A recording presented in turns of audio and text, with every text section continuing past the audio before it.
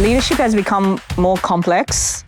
It's no different from motherhood or parenthood. So, But we're supposed to ask you what you think, Right. what the leader of 2050 is going Right. to look like. they were so excited about acronyms and the cloud, and I was always like, so what? Like, I'm not being moved. Move me. Sounds like you see it as part of storytelling and not just giving you a series of numbers for us. That's when your customers end up being your sales force, and we know the magic of that.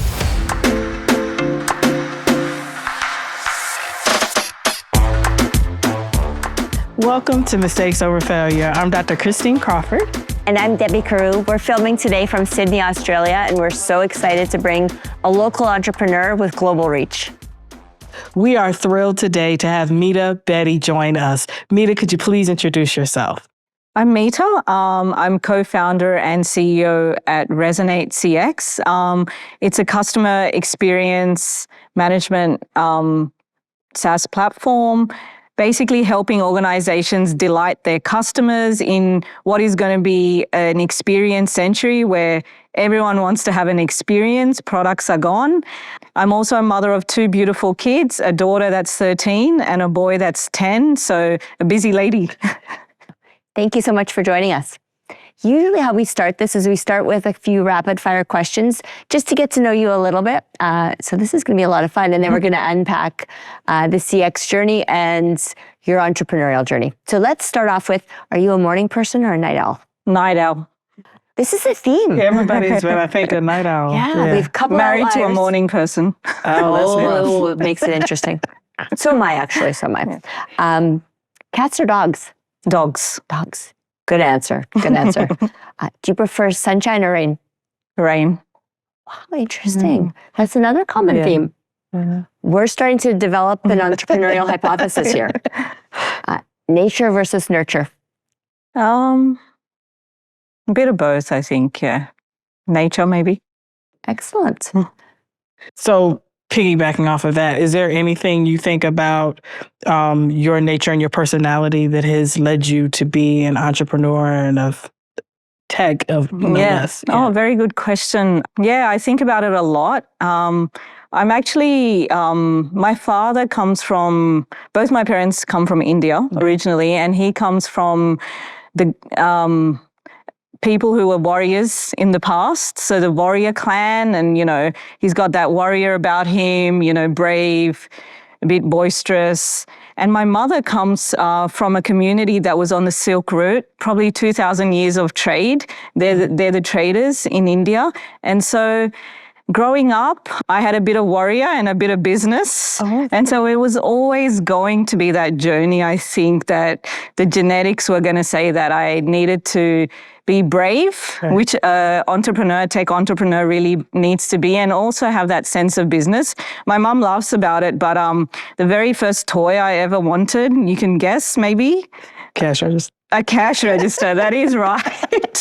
They were like, you want a cash register for Christmas? And I said, yep, that's what I want. Yeah. So I've never met anyone that was their first toy. I had a cash register too, actually, and it was one of my favorites. Yeah. But I don't think I asked for it. My dad was an accountant first and foremost, and that was not a dentist like your dad. That's funny. Cash register. So what were your children's first toys?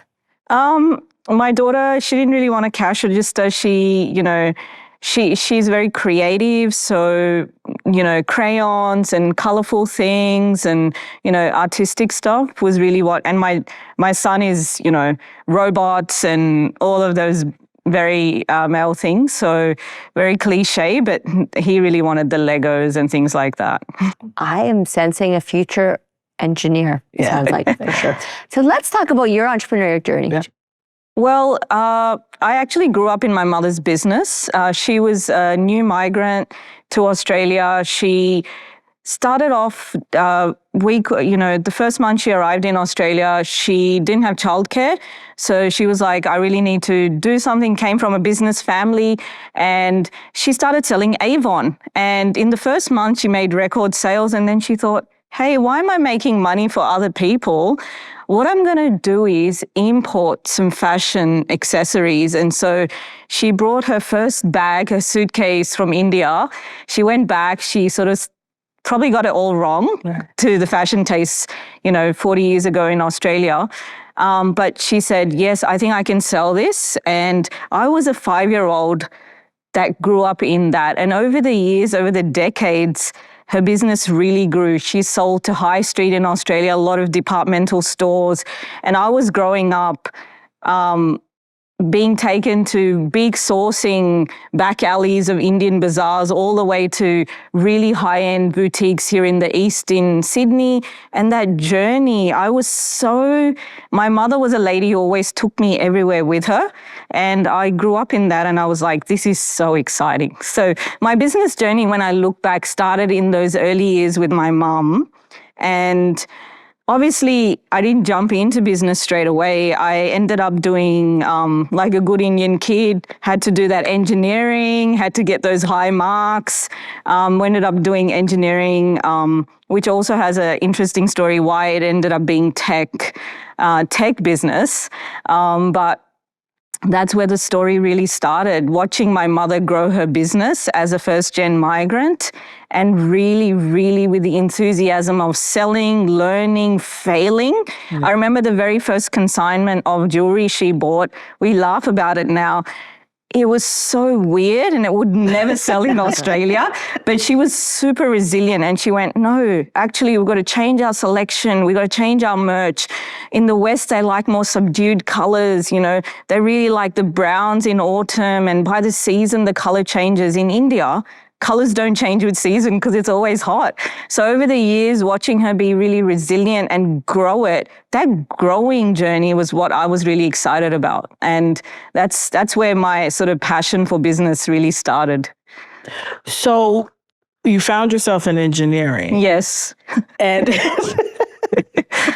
so how did you decide to leave engineering and go into this other thing? Because once you studied and gotten high marks and you have an expectation, oftentimes I think of ourselves more than anyone else, right? How did you decide to change? Yeah, I think it wasn't a eureka moment or anything. So engineering also, it was not something I had planned. I went to a girls' state high school here.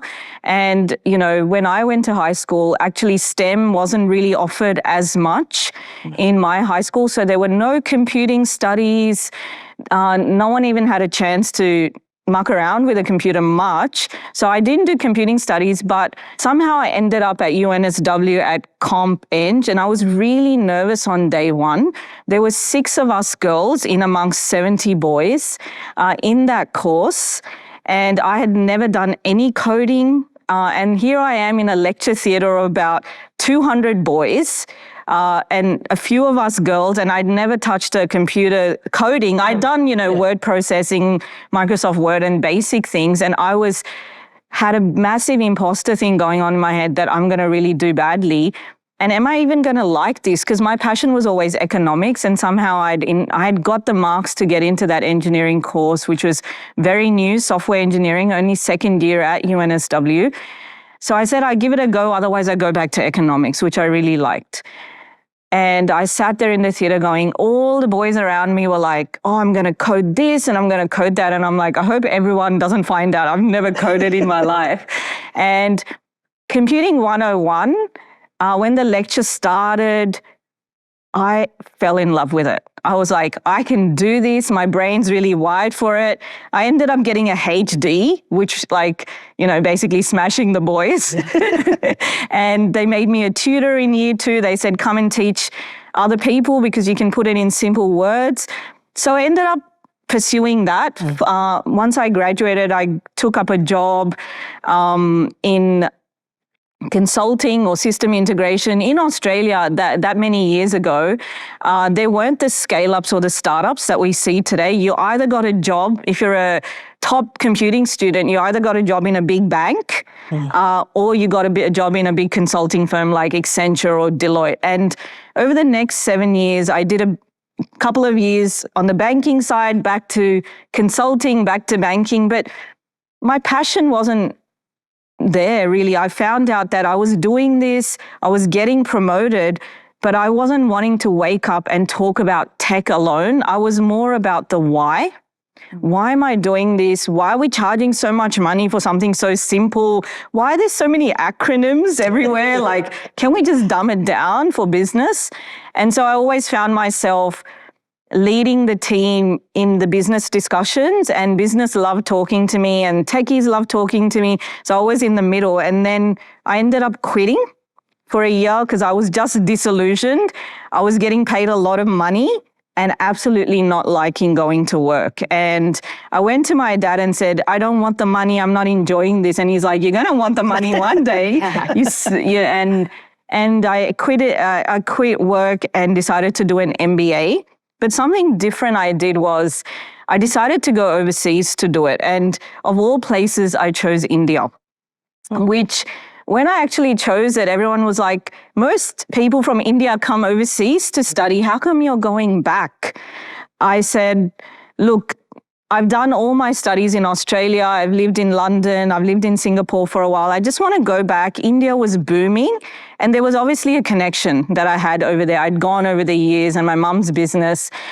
And that was a game changer for me. I joined a school in India that had jointly been started recently by Kellogg and Wharton called the Indian School of Business. And I was finally in my tribe, a set of people that were passionate, that wanted to change the world, that didn't really believe in sleeping much.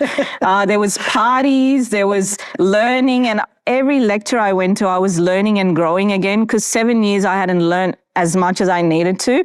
And I was hearing marketing strategy and all those, I guess, pennies started to drop about business and how it comes together, what my mum used to do and what's big business doing. And I was just like, wow, I'm learning and I've made a great set of friends. And guess what? I ended up meeting my, husband in that midst of that chaos.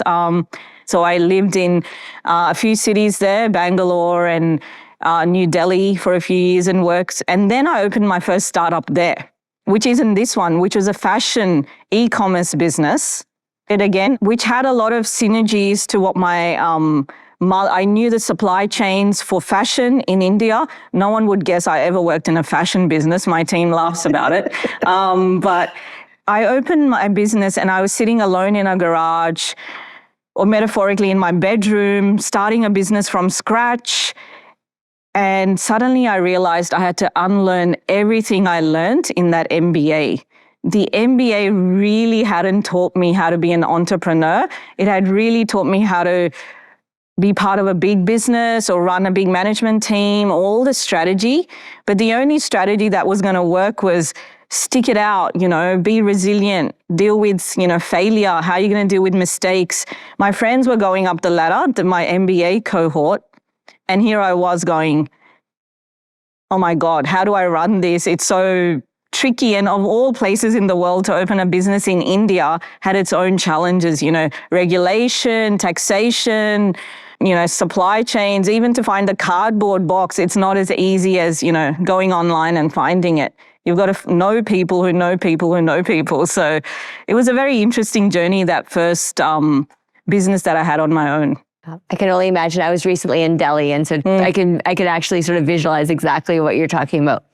You said something really interesting I'd love to unpack. You said you put your hand up for everything. Yeah. Is that your nature, and do you think that has contributed to your success? Yes, I think I'm always I'm the older child, the older girl in the family, so always end up being the one that likes to bring people over to my house or do the Christmas dinner or do the Diwali dinner. So I do tend to put my hand up for a lot of things. And that is in my nature. So I tend to want to learn. It's always from a perspective of what can I learn from this? This is really interesting. And not from being bored of doing the same thing over and over again. Yeah. That resonates so much with me. It's because what I find when we talk to people is some people default and they say yes for everything, bring it on. Yeah. And then other people really protect their boundaries.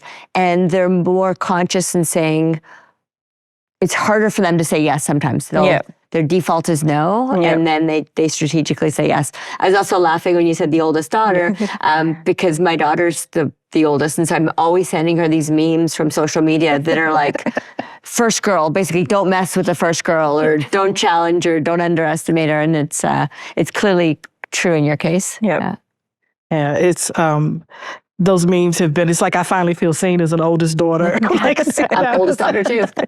Yeah, Instagram. So you talk about lifelong learning and I think working for years and living different places and going back for your MBA.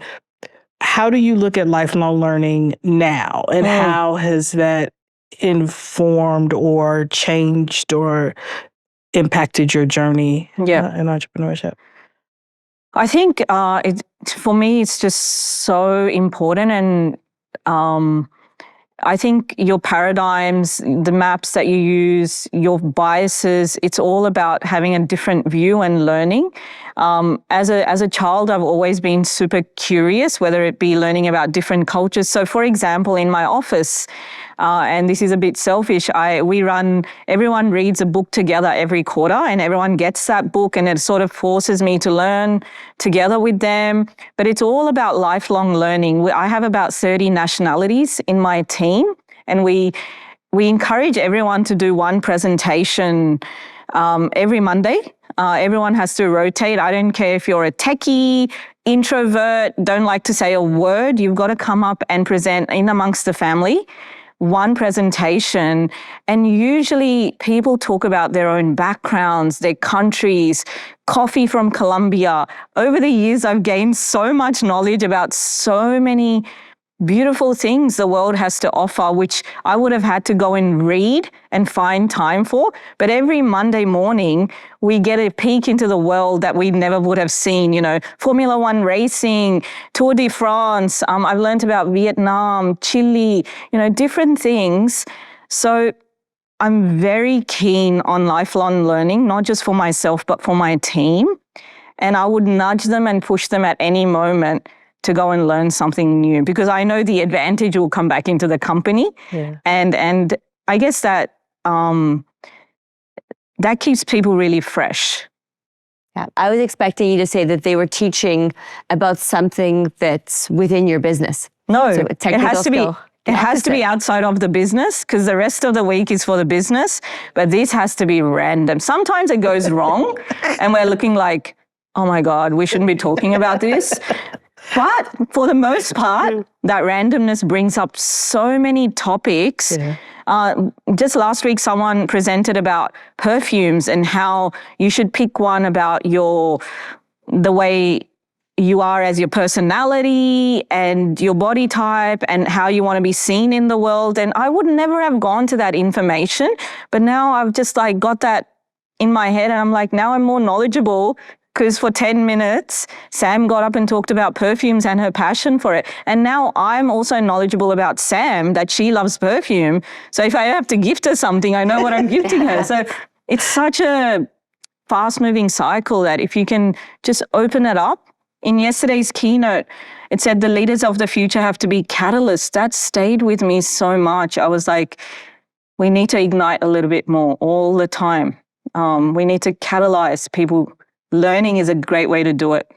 I wrote that down and underlined it yesterday as well. Yeah. I thought that was a profound statement. Because one of the things that our theme for this year is the leader of 2050. Yeah. And what are the skills that we're going to need? And I think that that's a critical one. But we're supposed to ask you what you think the catalyst of the future, what the leader of 2050 is going to look like. Yeah, it's a good question. I do agree that it's an ever-changing world. So a leader obviously has to be extremely empathetic. I see leaders that are still not as empathetic to the changing world, its demographics, its nuances. So a leader has to be probably 10 times more sensitive to all the signals coming in from their people, from the world, as well as a leader has to be deeply rooted in whatever their center is, because there's so many forces coming from everywhere, extreme amounts of information, extreme speed. So groundedness has to be there. Otherwise, the storms are really strong. Whether it be, this is about to blow up, SaaS is about to blow up, AI is going to change everything. We've got geopolitical tensions, we've got economic tensions. So I think a leader has to be grounded, otherwise that ship is going to be really shaky. So groundedness is going to be, and how we achieve that, it's a skill. We all have to work on it as leaders, whether it be meditation, whether it be exercise, whether it be spirituality, religion, whatever that grounding is. Leaders of the future have to zero down on groundedness, because the tides are quite strong, whichever ship you're riding. So you've got to be really anchored in something. So one of the things I've seen that you talk about is how businesses should listen both to their customers and their employees. Yes. And I think a lot of times we talk about customer service and metrics for that, but don't connect that to how our employees think about our business and innovation. So if you could share a little bit about how you see those two being connected. Yeah, very good question. So a lot of companies are collecting customer metrics. Whether they're looking at, still only about 20% of the market is looking at customer sentiment and employee sentiment. There's still so much business not looking at it and so much leadership not looking at it, because traditionally when I think about business school, there's that whole topic is missing. At least it was missing 10, 15 years ago. You've got your traditional silos of marketing, finance, operations, but customer and how to marry employee and customer, and the experiences that everyone's having, it is really missing. And it's a new science that everyone's looking at. And how do you, so great, very motivated employees actually drive business, and we know that, but also very happy customers. I actually turned that around, ironically, drive great motivation in employees.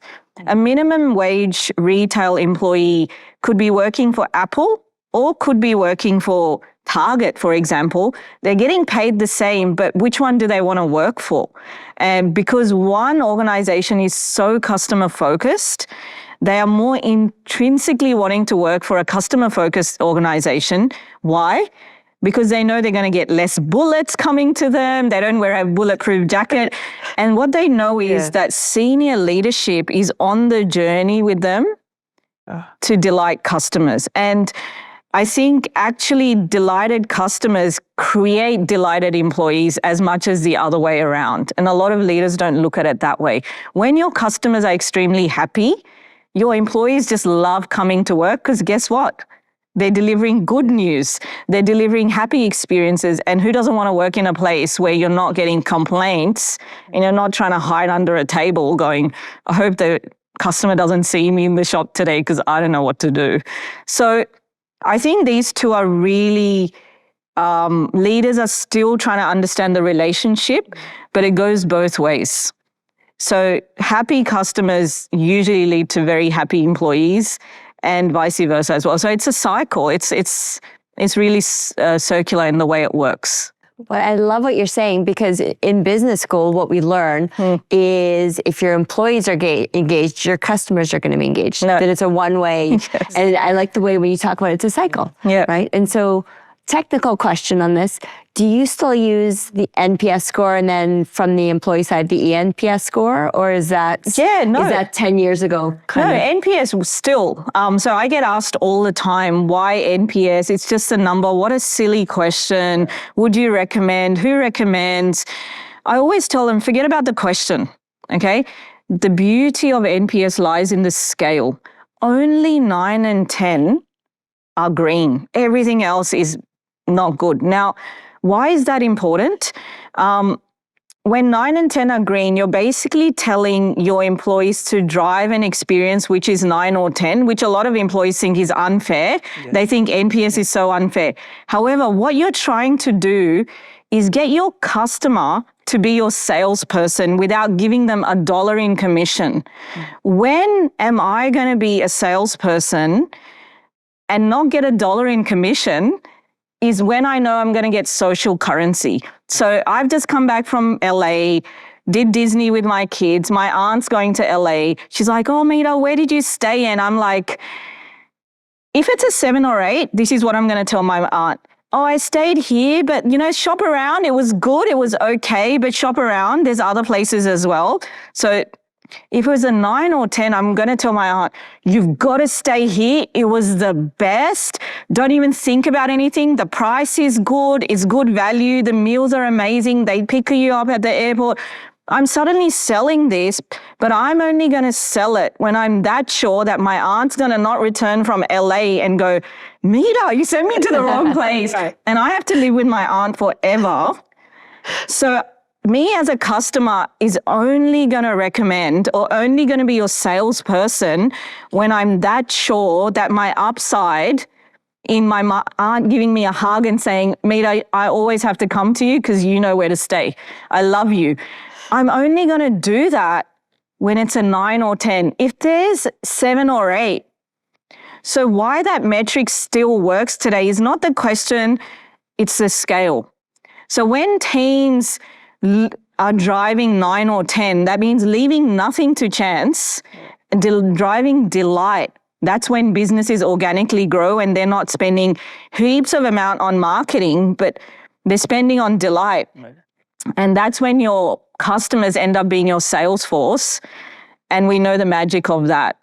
I had my iPhone. I'm quite a stingy person. So I used to be on a Nokia, a $300 Nokia. And my brother and my husband were like, you've got to buy the iPhone. You're a tech entrepreneur. What are you doing? I'm like, I'm so happy with the Navi key. Why would I want to change to a 5X alternative? Like in business school, and changing an alternative to 3X is unheard of. Right. They're at me. They're like, come on, you got to do it. Family parties, you got to do it. It's so good. And they know their life is on the line because if I was buying it and it didn't turn out to be good, they would never hear the end of it. So still didn't buy it. I had my first child and the gift in the hospital was my first iPhone. And I'm thinking, look, you've got a lady who's just given birth and you're giving her the phone she's refused many years. And they said they knew so well because of the experience that from the unboxing to everything that they're going to be thanked forever. And they brag on about we shifted her to the iPhone. And that is the power of customers shoving a service, a product so I guess, passionately because they were so sure that I was not going to be at them. And it was a 4X shift. I moved from a very, a $400-500 phone to a $2,000 phone, and I thanked them for it. And they talk about it today. So, and, that's been, so that's why NPS, actually the questions are a bit, are you likely to, whatnot? But the scale is where the magic is. Getting your teams looking at 9 or 10 to be their target and not be 7 or 8. Don't satisfy the customer, delight them. Because we want them to go and talk about it and get the next customer. But I think that idea of also explaining to your employees that delight is not just about the score, but it actually makes your job easier. Yes. Is the piece that I think I wish I had known, because you do fixate on the score and, and then the bonus, and then that trickles down into even how your employees ask for the rating and how then the customer receives it. And as a customer, how oftentimes I feel guilty because I'm like, okay, this person going to get...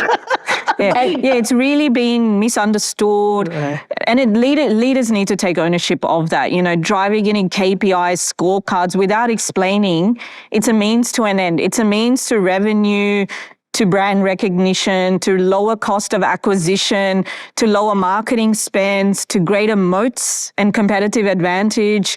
This will help you. So actually, if you're a store manager, your target anyway is revenue. This is a nice metric to help you achieve the end goal. And this is a leading indicator to that lagging indicator of revenue. So I always encourage leaders when I work with them in strategy teams, don't put it in the scorecard, at least not for the first 2 years. let them understand how this drives their main metric. Let them read it. Let them feel it. You know, you don't want to weigh in on day one of going to the gym. Like, let them come to the gym. Let them enjoy it. Analogy, let them like get the first benefits from it. And then, 2 years in, let's get going. Let's get the who's in and who's out type of moment. But for the first day, so many leaders I work with, they want it straight on the scorecard. I'm like, this is not going to be good. Yeah, it's that. And you've actually taken me back to, I used to work for a fitness chain. Yep. And the very first thing that they do, because they think that it motivates people, they put you on the scale. Yep. And they say, this is your plan. This is what you need to do. What you just said is groundbreaking for them. Yep. I actually think that they do it backwards based on what you said. But what I actually wanted to ask you about is, now we've talked about the customer side and delighting them. Let's talk about from the employee side and the ENPS. How do you follow the same philosophy on the employee side, or do you think about that side a little bit differently? I think it's more complicated, the employee side. It's not someone who comes in once a year or once a month. This is family, right? And measuring your family is complicated because everyone, people more intimately, the levers. We've seen intergenerational changes, like what's important to the young people in my team. By the way, most of them are young. I'm one of the older people in my company. So metrics don't work as well, I feel, internally for gauging employee sentiment. It depends on what you're looking for. If you're looking for having employees that stay a long time, metrics won't replace, leadership engagement. What drives that? Are you in it? You're not just going to be able to measure it. For internal employee engagement, I look at various different metrics, but I also ask, would you recommend this company to your friends and family as well, or a place to work? But it's not as simple cut as the customer side. I think it's far more complex on the employee side. What are we looking for in terms of, do they align with their values? There needs to be more metrics around. The younger cohort is very much mission aligned. And so recommending or not recommending is less important to them as it is to be on a mission, to be on a ride. And so leadership has become more complex. It's no different from motherhood or parenthood. So that's become more complex. So I think those two analogies work together. I haven't really directly answered your question.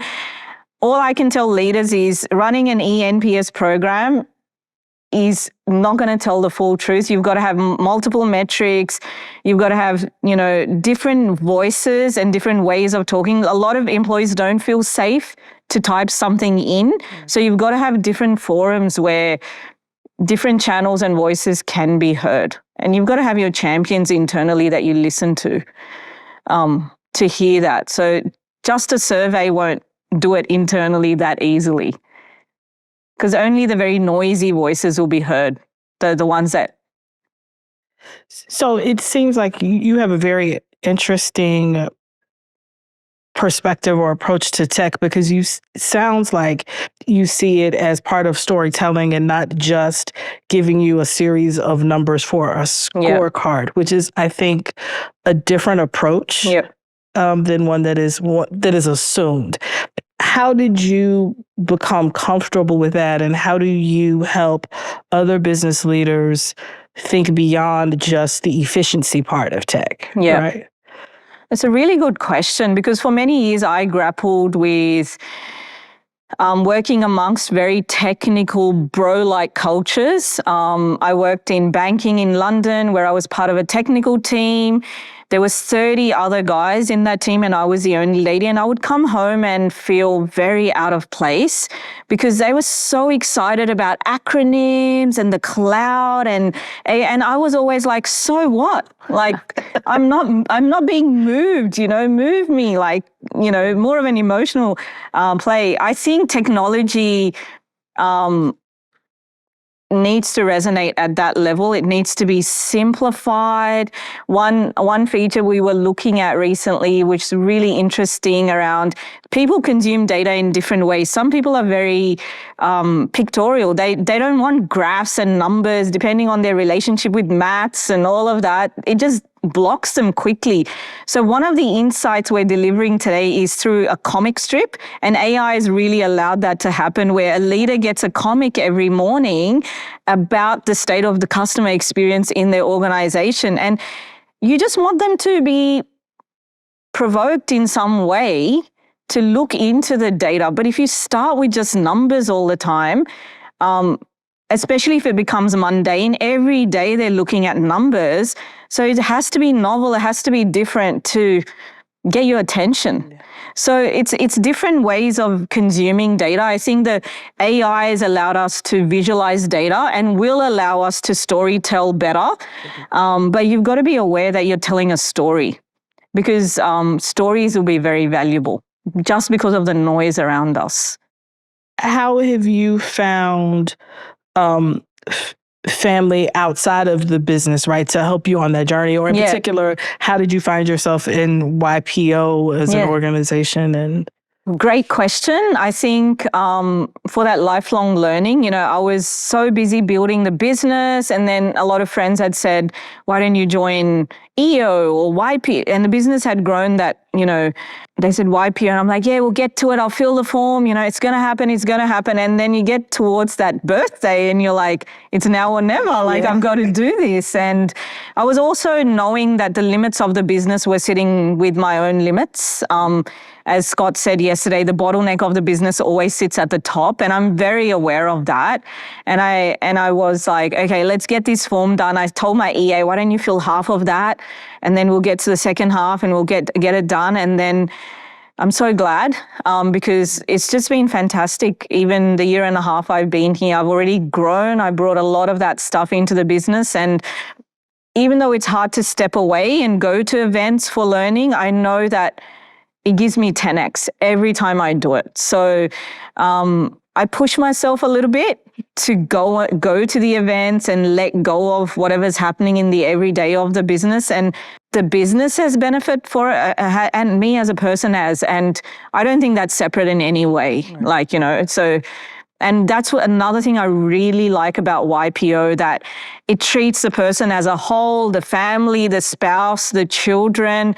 Because any other organization where, especially as a mother, where it's only talking business, I always felt like, well, you're missing a whole big angle which needs to come along with this, and I go to CEO meetings and circles, and I'm like, yeah, but. And in YPO, what I found is that big elephant in the room, which is the family and the whole person and all the challenges that go with running a business or a company and being a mom or dad or a spouse or brother, sister, daughter, is all brought into that hodgepodge of like a biryani that needs to be made, and it needs to be slow cooked and understood, because not one part has to work without the other. So I'm all in for that. And I'm very open and vulnerable when I'm in my forums talking about these things, because I've known for a very long time, if one part of me is left behind, the other just doesn't move forward. That's beautiful. Yeah, beautifully said. One of the questions that we always ask is, has there been a favorite mistake or something that you've gotten completely wrong or felt completely wrong that you learned a lot from? A favorite? Yeah. A favorite's an interesting word, right? Yeah, but it's kind of the life-changing mistake, most impactful. Maybe. Oh, there's just so many. And now I can laugh about it. But in the early days, I wasn't as open to making mistakes. You're never taught that in school, to go and make mistakes. Like, it's like, get those, top grades and don't make mistakes, and try to proofread your, make sure you've got the, full stops and all of that. I think the ones that stay with me the longest are the people mistakes. Okay, those ones really touch me because they stay with you, whether you made the wrong hire or you made a wrong decision on moving someone up or down. The people mistakes, for me personally, are the ones where all the deep learnings are. The market mistakes, the product mistakes, the go-to-market mistakes, they don't stay with me as long. They're more clinical, business school. Okay, we learned this, we experiment. The people mistakes, are more personal, I think. And so they stay with me. And the learning in that is so multi-layered. Was that because of that person, or was that because of me, or how we came together, or what we did? So I find those very rich, and they're continuous, right? Because we're trying to all, work together and learn to grow together. And that's a tough gig. So all the people mistakes, I wouldn't call it the learnings. And I think equal learnings on the other side as well, whether they're in your company or not. A lot of my ex-employees come and have lunch with me, and we talk, and, we have great relationships. They always say we learn so much together. And looking back, there's a lot of sort of value in that. So I don't have a favorite, but I think it's precious. Like all of that goes on in a business that you do with people. So well said. So well said. This has been an absolute delight, and we are grateful for how you're helping use tech to make business leaders stronger storytellers. Yep. And take better care of their employees. So thank you. Thank you, and it was a pleasure to be here.